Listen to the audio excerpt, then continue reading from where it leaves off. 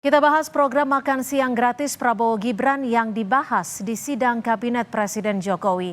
Bersama Direktur Eksekutif Jaringan Moderate Indonesia, Islah Barawi, Ketua Umum Prabowo Mania, Immanuel Ebenezer, dan juga Direktur Eksekutif Indo Strategik, Ahmad Khairul Umam. Saya akan ke Mas Umam terlebih dahulu. Mas Umam, ini kan saat ini KPU belum menetapkan siapa pemenangnya di pemilu 2024 ini. Tapi program makan siang gratis Prabowo Gibran sudah dibahas di sidang kabinet kemarin. Menurut Anda seperti apa? Ya, Mbak Cynthia, sebenarnya yang disampaikan oleh Mas Gibran tadi itu cukup menarik ya. Ketika kemudian dia ditanya mengenai kebijakan yang kemudian didetailkan dalam konteks 15.000 per kepala, dan kemudian kalau misalnya diakumulasikan 120 triliun dan sebagainya, itu tidak ditanggapi langsung karena memang secara de facto dan de jure dia belum terpilih. Nah, di dalam konteks ini juga sama.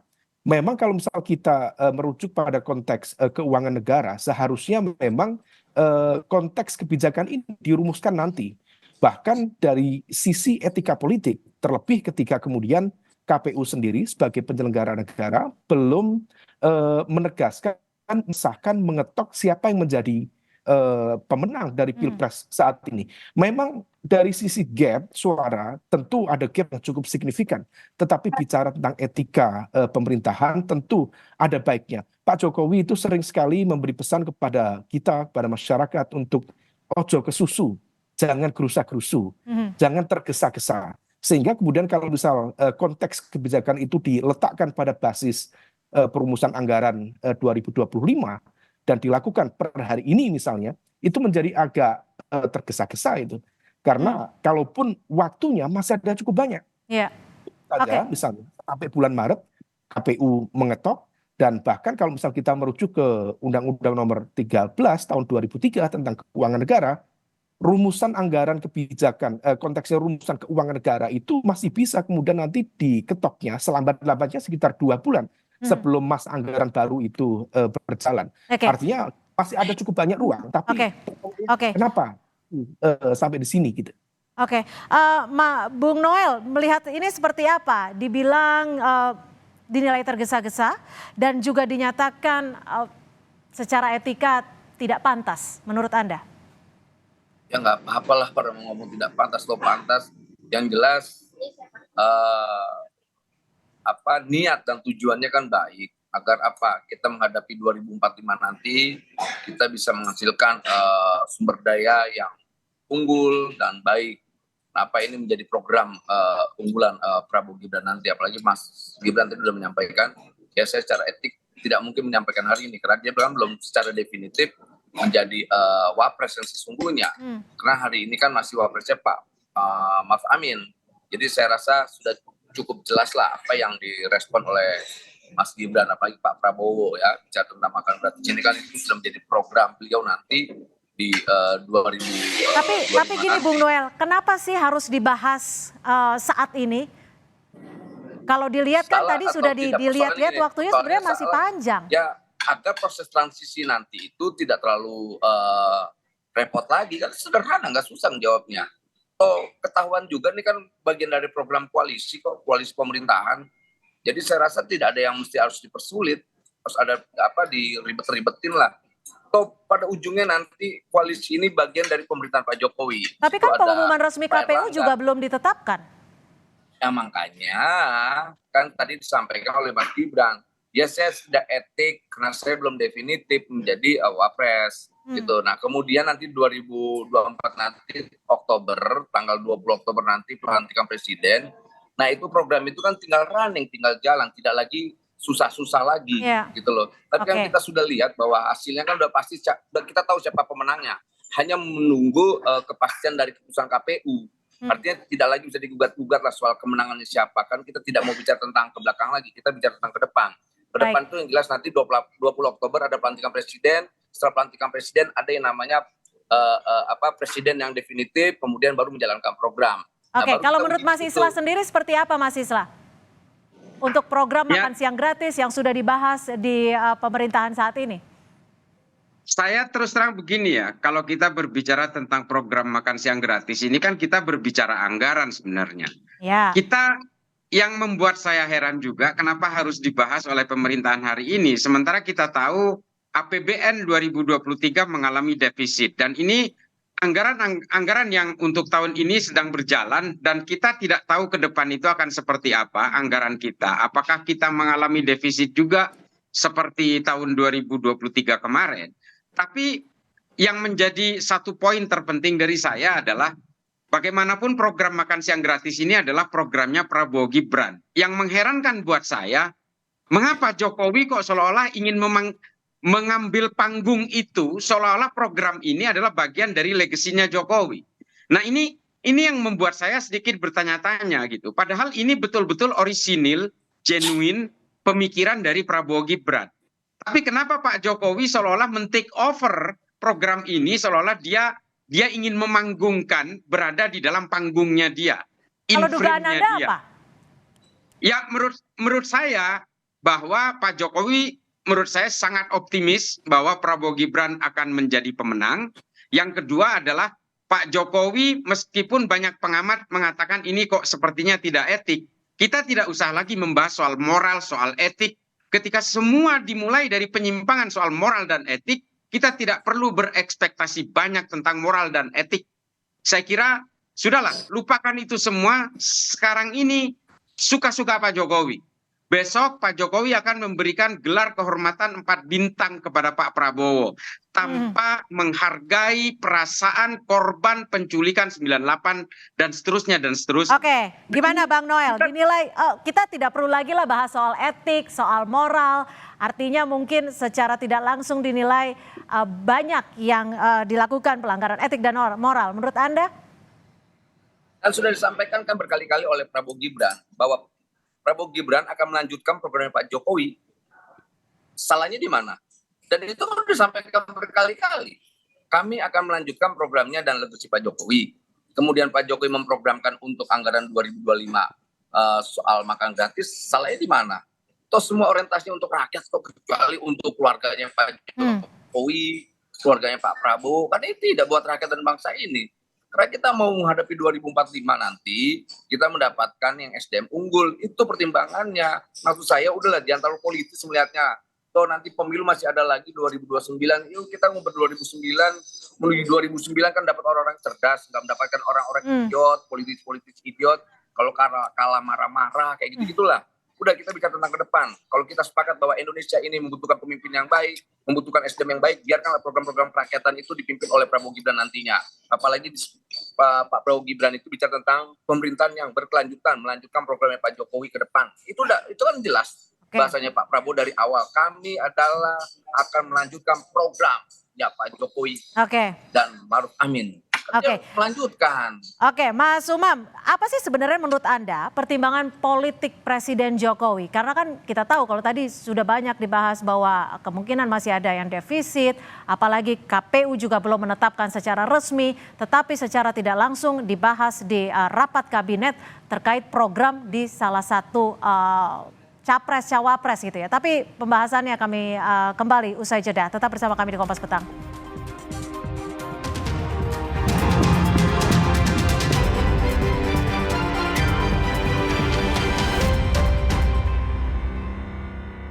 Terima kasih Anda masih bersama kami di Kompas Petang. Kita masih membahas polemik pembahasan makan siang gratis yang dibahas dalam sidang kabinet. Mas Umam, menurut Anda apa pertimbangan dari Presiden Jokowi sendiri bisa dikatakan mungkin secara terang-terangan membahas program Capres-Cawapres di sidang kabinet kemarin?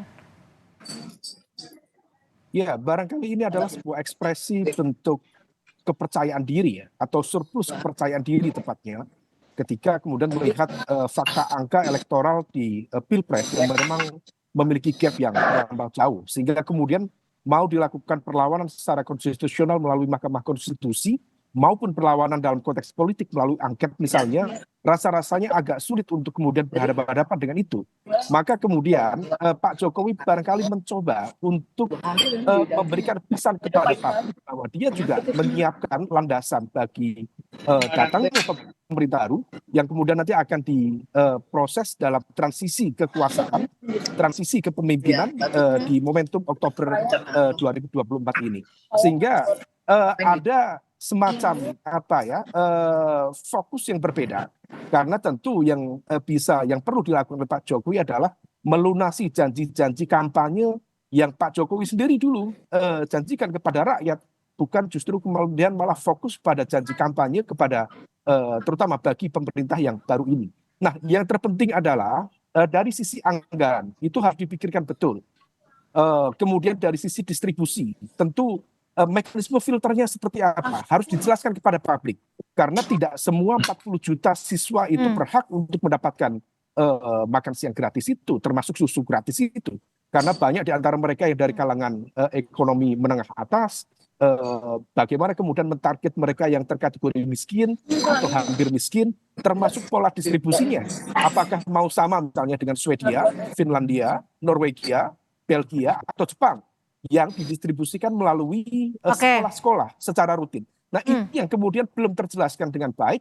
Nah, kalau misal kemudian secara teknis itu bisa dilakukan, tapi dalam konteks dari tim transisi antara Pak Jokowi, tapi Mas Umam, maaf, kalau melihat stabilitas politik pemerintahan Jokowi sendiri saat ini seperti apa? Karena kan ini juga sudah banyak kritikan yang cukup keras. Ya, tentu stabilitas itu juga menjadi bagian dari yang perlu difikirkan, karena bagaimanapun juga Pak Jokowi juga tentu berpikir untuk fokus pada soft landing pemerintahannya. Maka saat ini ada sebuah manuver untuk menghadirkan kekuatan hak angket di Senayan misalnya. Tetapi tentu kita juga paham, tentu pihak istana juga tidak tinggal diam. Tentu ada langkah-langkah mitigasi, operasi politik yang dijalankan untuk menghadang. Bung Noel, Anda khawatir tidak ketika nanti ada kekhawatiran stabilitas politik Presiden Jokowi juga akan terganggu jika memang pembahasan soal program Capres-Cawapres tertentu yang belum ditetapkan oleh KPU sudah dibahas di rapat kabinet? Soal stabilitas politik saya punya keyakinan, Pak Jokowi ini kan sangat optimis lah dengan setiap langkahnya. Karena beliau selalu menularkan yang namanya optimisme, bukan pesimisme. Ya. Jadi saya rasa ke depan ini soal stabil. Kita lihat oposisi kita kan, kita tahu kualitas oposisi kita. Para pengemis jabatan semua kok kita tahu, para gelandangan. Kayak supir angkot, bukan angket. Yang mereka minta kan mendingan bicara tentang angkot saja lah, jangan ngomong angket, kita udah tahu kualitasnya lah. Jangan ngomong-ngomong curang, kita udah tahu. Jadi saya rasa Pak Jokowi juga udah ngukur kok kualitas energi oposisi kita ini, gitu. Jadi saya rasa Pak Jokowi tidak terlalu khawatir soal itu. Soal mundur, Pak Jokowi dikit lagi udah mundur kok 20 Oktober nanti. Pemerintahan Prabowo Gibran. Mas Isla, kalau kemarin itu kan juga turut dibahas pagu indikatif pelaksanaan program makan siang gratis ini. Menurut Anda seperti apa? Karena kita tahu kalau dari urutannya soal RAPBN ini dinilai belum tepat sasaran. Ya, saya kira memang gini loh, setiap pemerintahan itu punya program unggulan. Dulu Pak Jokowi ketika menjadi presiden tahun 2014, dia banyak mengkritisi kebijakan Pak SBY yang mengatakan dia sangat tidak suka dengan bantuan langsung atau bantuan langsung tunai atau bantuan-bantuan yang sifatnya direct to the communities. Itu kan dulu dikritik habis kebijakan Pak SBY ketika Pak Jokowi baru menjadi presiden. Tapi hari ini semua itu dilakukan oleh Pak Jokowi. Pak Jokowi kan memang sudah biasa begitu. Hari ini kedelai, besok jadi tempe kan biasa itu. Artinya begini loh. Kalau Pak Jokowi kemudian melakukan itu hari ini, dan ketika Prabowo Gibran bilang bahwa Prabowo Gibran ini adalah keberlanjutan dari program Pak Jokowi, ketika Pak Jokowi menyabot program ini ke dalam panggungnya, yang melanjutkan itu siapa jadinya? Itu yang pertama.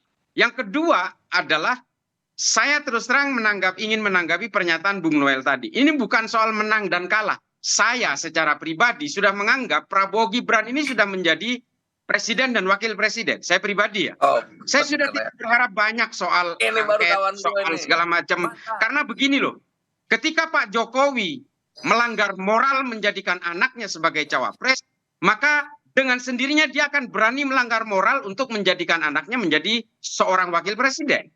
Artinya ketika semua diawali dengan berbagai aksi-aksi nekat, maka berikutnya akan dilakukan dengan kenekatan-kenekatan berikutnya. Artinya saya sendiri menganggap apapun caranya Pak Jokowi akan bertahan habis-habisan untuk tetap menjadikan. Jadi maksud anaknya Anda sebagai rapat pemenang. kabinet termasuk kemarin yang turut membahas makan siang gratis juga nekat gitu? Ya menurut saya Pak Jokowi hari ini betul-betul memakai earbud di kupingnya, dia nggak mau dengerin siapapun, apa yang dia mau lakukan, dia lakukan. Apapun yang menurut dia itu orang hanya ngoceh kanan kiri, maka Pak Jokowi udah nggak mendengarkan itu. Pak Jokowi hanya ingin melakukan semua ambisi-ambisinya, dia tidak peduli moral, etik, teguran, sapaan, ingatan dari orang-orang, dia udah nggak peduli. Yang penting semua ambisinya sudah terlaksana. Jadi kita sudah terlatih dengan sikap-sikap Pak Jokowi yang seperti ini, yang inkonsistensi seperti ini. Nah, Mas Umam, bagaimana menurut Anda? Dinilai apa yang sudah dilakukan langkah Jokowi ini dinilai hanya melakukan ambisi-ambisi Jokowi seperti yang disebut oleh Mas Islah tadi? Ya, saya hanya memberikan moral wake up call kepada pemerintahan. Kalau misal kemudian tudingan-tudingan yang selama ini disampaikan oleh baik rival, termasuk juga dari kalangan masyarakat sipil, itu sudah cukup banyak disampaikan, maka masih ada waktu tersisa sekedar untuk menunjukkan itikat baik di dalam konteks etika pemerintahan, dalam konteks moralitas pemerintahan, maka itu akan menjadi sebuah harapan baru. Karena bagaimanapun juga membangun masa depan tidak bisa dengan pesimisme, membangun masa depan harus dengan optimisme. Maka jangan sampai kemudian perilaku politik dalam konteks tata kelola pemerintah justru menyemai pesimisme bagi kita, masyarakat sipil, bagi kalangan. Baik, terima kasih atas perspektifnya Mas Ahmad Hoirul Umam dan juga Mas Islah Bahrawi dan juga Bung Noel atas perspektifnya sore hari ini. Selamat sore. Sore.